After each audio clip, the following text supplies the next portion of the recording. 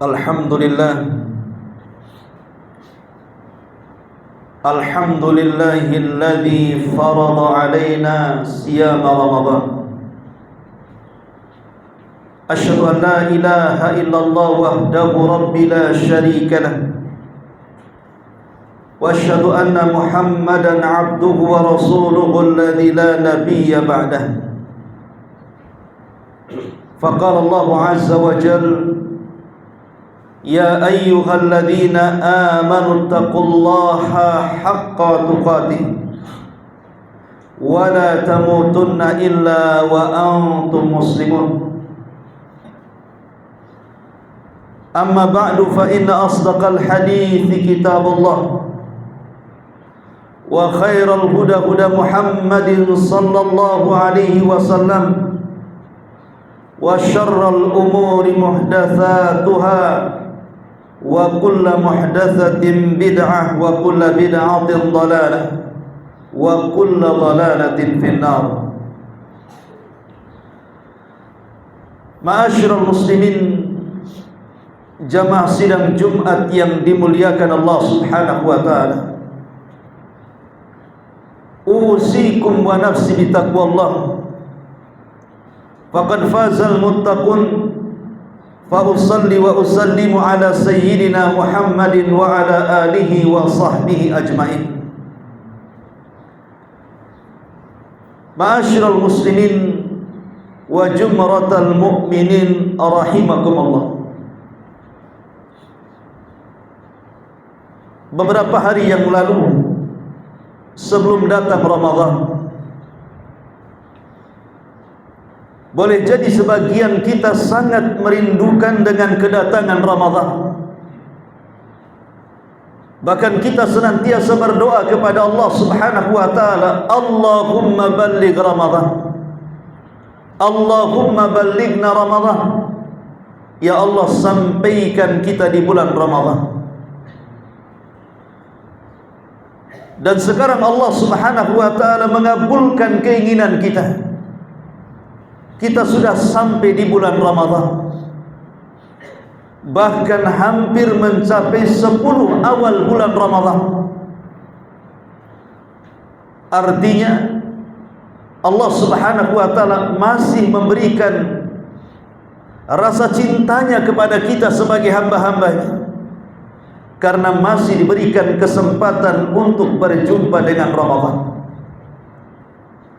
Berapa banyak saudara-saudara kita yang menghendaki berjumpa dengan Ramadan, tetapi Allah Subhanahu wa taala takdirkan kematian mereka. Satu hari pun di bulan Ramadan mereka tidak sampai usia mereka untuk memakmurkannya. Artinya ketika Allah Subhanahu wa taala memberikan kesempatan kepada kita berjumpa dengan Ramadan, itu tanda sayangnya Allah kepada kita, tanda cintanya Allah Subhanahu wa taala kepada kita. Bagaimana bisa seperti itu?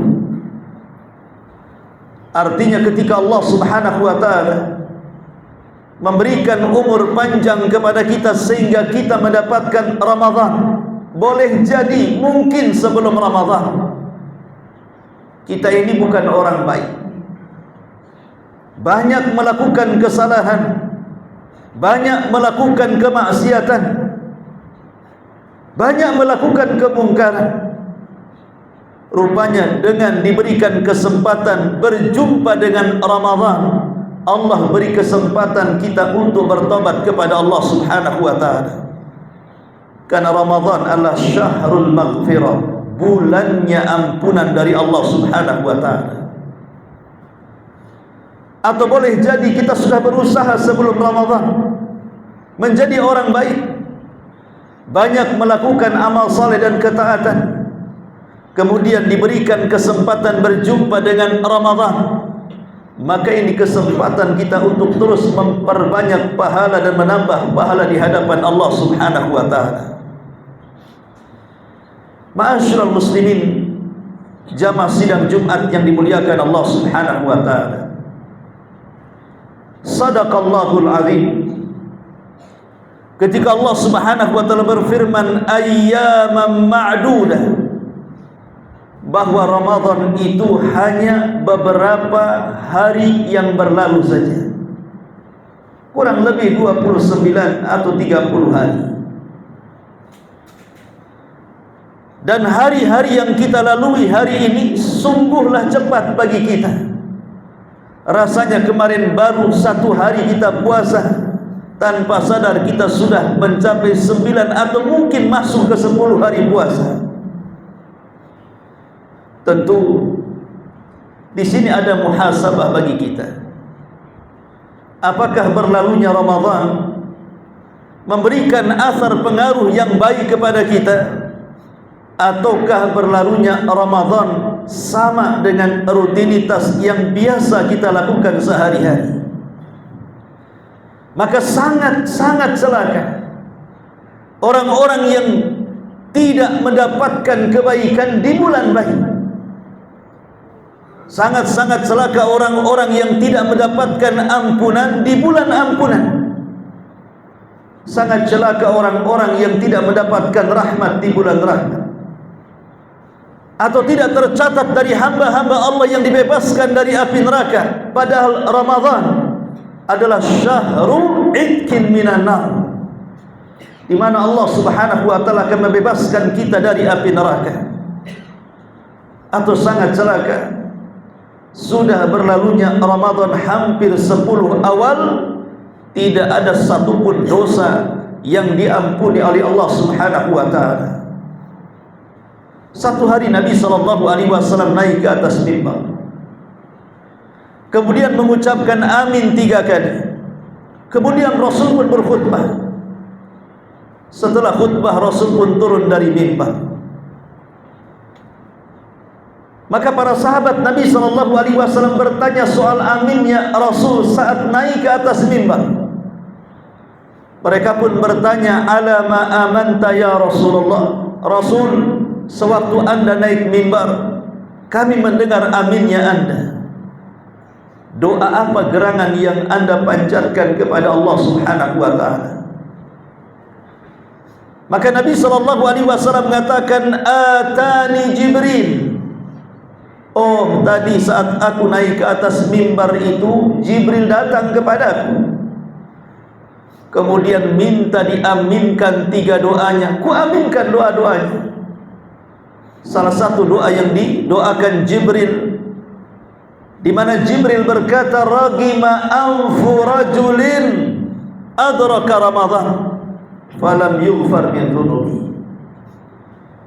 Tersungkur hidung seseorang, atau celaka seseorang, binasa seseorang ketika dia mendapatkan bulan Ramadan, tapi dosa-dosanya tidak diampuni oleh Allah Subhanahu wa taala. Kata Rasul, amin atas kecelakaannya. Anda bisa bayangkan, kalau yang berdoa malaikat Jibril, yang mengaminkan Nabi SAW, yang menyaksikan para sahabat, doa mana lagi yang tidak akan diijabah oleh Allah Subhanahu wa taala? Maka sungguh mendapatkan kecelakaan kalau di bulan Ramadan, bulan yang merupakan ampunan yang luas dari Allah, ada di antara kita sampai hari ini dosa-dosanya belum diampuni oleh Allah Subhanahu wa taala. Atau lebih celaka lagi, orang-orang yang sama sekali tidak menyentuh Al-Quran di bulan Ramadan, padahal ini adalah bulan Quran.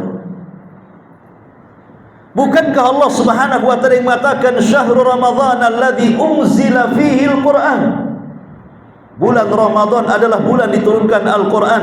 Bahkan Allah mengatakan inna anzalnahu fi lailatul qadar. Kami turunkan Al-Quran di malam Lailatul Qadar. Tapi ada di antara kaum muslimin yang hingga detik ini, sementara hari-hari di bulan Ramadan terus berlalu, tidak pernah menyentuh sehelai Al-Quran pun. Maka celaka bagi orang-orang yang tidak punya perhatian dengan Al-Quran di bulan Quran. Kalau seandainya di bulan Quran tidak pernah menyentuh Al-Quran, bagaimana pula kemudian berlalunya bulan Quran? Apakah dia bisa kembali menyentuh Al-Quran? Ma'asyiral muslimin, jamaah sidang Jumat yang dimuliakan Allah Subhanahu wa taala, harusnya berlalunya Ramadan dan kita sudah berupaya untuk berpuasa. Harusnya dengan puasa itu sudah melahirkan minimalnya sedikit takwa dalam hati kita. Bukankah hikmah puasa? Allah Subhanahu wa taala berfirman, ya ayyuhalladzina amanu kutiba alaikumus syiyam kama kutiba alal ladzina min qablikum la'allakum tattaqun. Wahai orang-orang yang beriman, telah diwajibkan kepada kalian puasa sebagaimana puasa diwajibkan kepada umat sebelum kalian. Untuk apa hikmahnya? Apakah puasa agar kita lapar? Apakah puasa agar kita haus? Apakah puasa agar menyiksa kita menahan syahwat? Bukan. Hikmah puasa adalah la'allakum tattaqun, agar kita bertakwa. Tanya kepada diri kita. Kita sudah hampir 9 hari berpuasa. Adakah secercah takwa dalam hati kita? Takut akan maksiat kepada Allah Subhanahu wa taala dan semakin meninggi ketaatan kita kepada Allah Subhanahu wa taala, ataukah sebaliknya, makin berlalunya Ramadan keimanan kita semakin melemah, bukan semakin bertambah? Entah apa penyebabnya. Yang jelas bahwa sifat iman itu yazid wa yanqus, terkadang bertambah, terkadang berkurang. Tapi para ulama mengatakan yazidu bit ta'ati wa yanqusu bil ma'siyah. Bisa bertambah karena ketaatan dan bisa juga jatuh karena kemaksiatan kepada Allah Subhanahu wa taala. Jangan-jangan ada sebagian kita, boleh jadi mungkin ketika dia berpuasa, dia betul-betul berpuasa kepada Allah Subhanahu wa taala, tapi di malam hari semua pahala di siang hari dihancurkan di malam hari. Atau boleh jadi qiyam lail di malam hari yang sudah kita lakukan karena Allah dihancurkan di siang hari. Ma'asyiral muslimin yang dimuliakan Allah Subhanahu wa taala, maka sebagai muhasabah karena sudah berlalunya 10 awal bulan Ramadan, atau kita sudah merasakan 10 awal bulan Ramadan, pertama, tingkatkan iman dan takwa kita kepada Allah Subhanahu wa taala. Berusahalah untuk kembali membaca Al-Quran. Bahkan punya tekad kalau bisa hatamkan Al-Quran. Masalahnya, kenapa kita tidak bisa menghatamkan Quran? Apa penyakitnya dan apa penyebabnya? Penyebabnya cuma satu. Karena di tangan-tangan kita masih memelihara handphone yang kita sangat mencintai melebihi segalanya. Kalau seandainya kecintaan kita kepada Al-Quran, kecintaan kita memandang Al-Quran, kecintaan kita membaca Al-Quran sama dengan kecintaan kita dengan handphone kita, sama dengan kecintaan memandang handphone kita, sama dengan kecintaan membaca apa yang ada di handphone kita, tidak mustahil kita bisa menghatamkan Al-Quran di bulan Ramadan berkali-kali. Karena kita bisa rasakan bagaimana orang terbangun melihat handphone dan terus sampai siang, sampai sore, sampai malam, sampai tidur lagi. Pandangan kita tidak lepas daripada handphone. Kalau seandainya ini dirubah pandangan kita untuk Al-Quran mulai dari bangun sampai tertidur, tidak mustahil bagi kita menghatamkan Al-Quran. Ma'asyiral muslimin, jamaah sidang Jumat yang dimuliakan Allah Subhanahu wa taala. Yang kedua, perhatikan ada hal-hal di bulan Ramadan, sadar ataupun tidak, pahala kita bisa terkuras begitu saja. Apa yang sudah kita kumpulkan selama Ramadan dari puasa kita, baca Quran kita, qiyamul lail kita, sedekah kita, tanpa sadar ada perkara-perkara yang bisa menguras pahala-pahala kita dan melemahkan keimanan kita. Contohnya seperti riya. Betapa banyak orang-orang yang menceritakan ibadahnya di bulan Ramadan. Dia bicara dengan kawannya bahwa aku sudah menghatamkan sekian dan sekian dari Al-Quran, bahwa aku setiap malam salat tarawih di masjid ini dan itu, dan aku sudah berusaha, alhamdulillah, puasa dengan khusyuk dan begitu seterusnya. Ibadahnya diceritakan kepada manusia. Maka ini adalah terberat dari hal-hal yang bisa menghilangkan pahala di bulan Ramadan. Ikhlaskan ibadah itu hanya untuk Allah Subhanahu wa ta'ala. Jauhi dia. Cukuplah ibadah kita yang tahu kita dengan Allah saja. Kemudian yang kedua, jauhi hal-hal yang bisa melalaikan kita dari ibadah. Contohnya pasar. Berapa banyak gara-gara ketika kita hendak berbuka jalan di pasar-pasar hanya untuk mendapatkan sedikit dari makanan untuk iftar, tapi pahala puasa dari pagi sampai sore hilang di pasar-pasar itu, dengan ikhtilatnya, dengan memandang auratnya, terkadang kemudian dengan tabdzir dan israfnya, membeli makanan banyak-banyak tapi tidak dimakan, yang sedikit dimakan, yang banyak dibuang. Bahkan tidak jarang kemudian sampai mendahulukan iftar daripada salat maghrib. Saking keasikan makan dengan iftarnya, lupa kalau di waktu itu adalah waktu maghrib. Terkadang ada orang salat maghrib mendekati isya karena sibuk dengan iftar dia.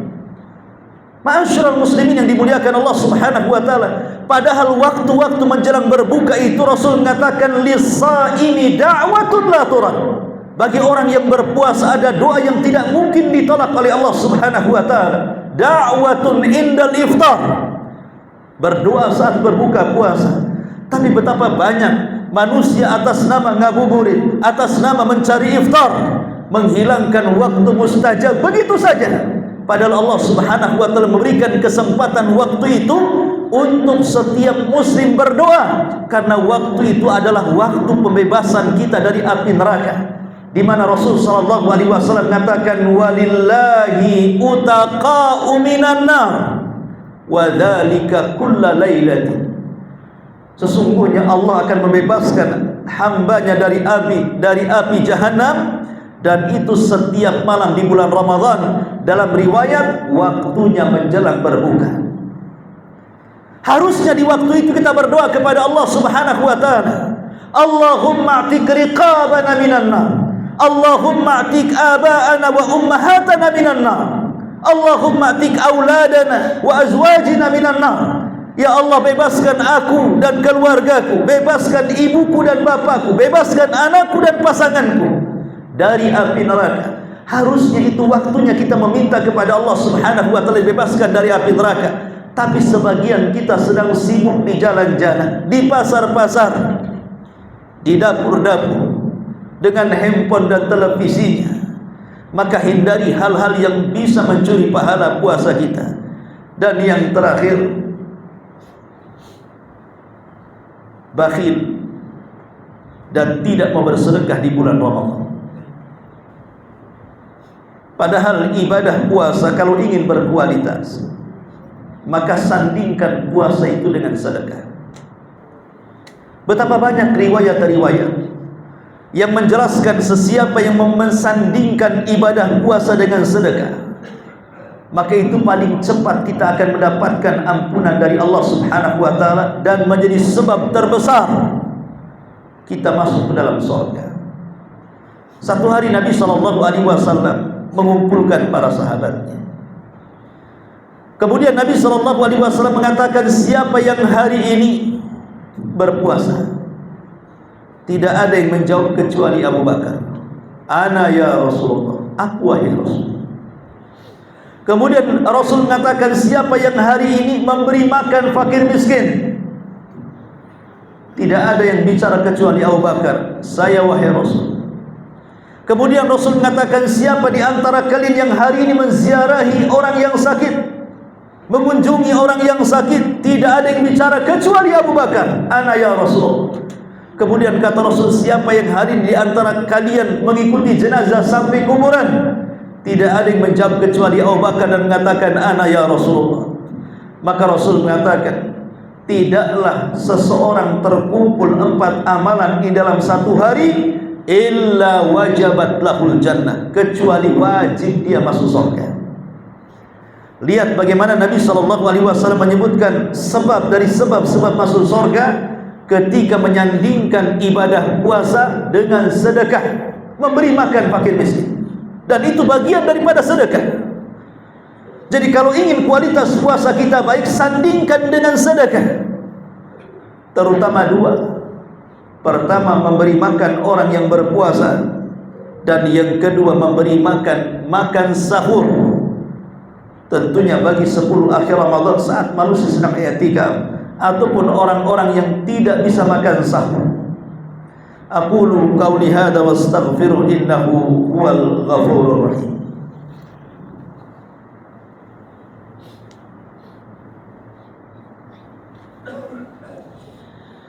Bihamdillahi wassalatu wassalamu ala rasulillah wa ala alihi wa sahbihi wa mawalah wa la hawla wa la quwwata illa billahi wa ba'd. Ma'asyiral muslimin wa jumratal mu'minin rahimakumullah. Tujuan Ramadan diberikan dan dianugerahkan kepada kita itu dua. Karena Ramadan hanya dianugerahkan kepada kita umat Islam dan tidak dianugerahkan kepada umat sebelum Islam. Dan tujuannya adalah dua. Pertama, agar di bulan ini kita mendapatkan 3 hal. Pertama, rahmat. Yang kedua, ampunan. Dan yang ketiga, terbebasnya kita dari api neraka. Sebagaimana Nabi SAW mengatakan, man sama Ramadanan, wa fi riwayatin man qama Ramadanan, wa fi riwayatin man qama lailata qadrin imanan wa ihtisaban ghufira lahu ma taqaddama min dhanbi. Barang siapa yang berpuasa, dalam riwayat barang siapa yang tarawih, dalam riwayat barang siapa yang menghidupkan malam Lailatul Qadar penuh dengan iman dan harapan pahala besar, maka Allah akan ampuni dosa-dosanya. Dan Nabi SAW mengatakan, lillahi utaqa'u minan nar wa dzalika kullu lailatin min Ramadan. Dan Allah akan memerdekakan hamba-hambanya dari api neraka, dan itu setiap malam di bulan Ramadan. Artinya tujuan Ramadan adalah kita mendapatkan rahmat, kita mendapatkan ampunan, dan kita dibebaskan dari api jahanam. Dan yang kedua, dengan adanya Ramadan kita bisa meningkatkan derajat kita di hadapan Allah Subhanahu wa taala. Dahulu di zaman Rasul ada 2 orang yang hijrah menemui Nabi SAW, dan dua-duanya masuk Islam. Yang satu ahli jihad dan luar biasa ibadahnya. Yang satu bukan ahli jihad dan juga tidak luar biasa ibadahnya, sedang-sedang saja ibadahnya.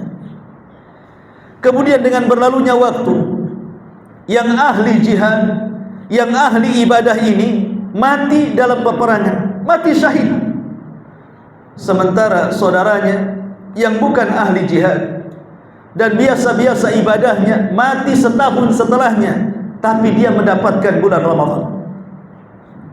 Kemudian Talha ibn Ubaidillah radhiyallahu anhu bermimpi sedang berdiri di pintu surga, dan dia bersama 2 orang tadi, ahli jihad dan ahli ibadah yang mati syahid, serta saudaranya yang bukan ahli jihad dan hanya mati di atas pebaringan, tapi mendapatkan bulan Ramadan. Tiba-tiba datang malaikat dari pintu sorga, mengizinkan orang kedua masuk sorga dan mengakhirkan orang yang ahli jihad untuk masuk ke dalam sorga. Tentu Talha yang merupakan ahli jihad heran, kenapa yang mati syahid tidak duluan masuk sorga? Kenapa orang yang mati di atas pembaringan malah duluan masuk sorga?